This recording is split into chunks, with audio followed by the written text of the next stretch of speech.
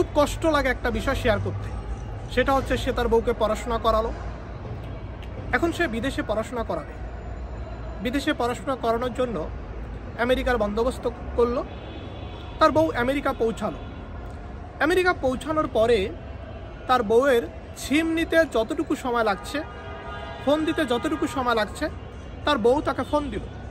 Phone দিয়ে তার বউ তাকে বলতেছে, দেখো সোনা, তুমি তো আমার জন্য অনেক কিছু করেছো, এখন আমি একটা জিনিস চাচ্ছি, তুমি সেটাও করো।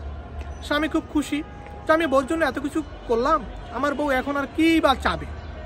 তার যে বড় চাওয়াটা ছিল আমেরিকাতে পড়াশোনা করো, আমি তো সেখানে পাঠিয়েছি, এবং যখন সে আমেরিকা গেল তখন আমি তার হাতে আরও 20 লক্ষ টাকা দিয়ে দিলাম, যাতে সে মোটামুটি 5-6 মাস সেখানে রিল্যাক্সে চলাফেরা করতে পারে, থাকতে পারে।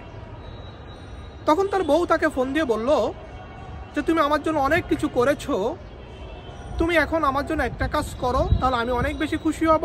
তখন তার স্বামী বলল, আচ্ছা ঠিক আছে, তুমি যেটা বলবো আমি সেটাই শুনবো। তখন তার বউ জানালো যে আমি আমেরিকাতে চলে এসেছি, তোমাকে আমার আর কোনো প্রয়োজন নাই, তুমি আমার জীবন থেকে সরে যাও। এই হচ্ছে অবস্থা।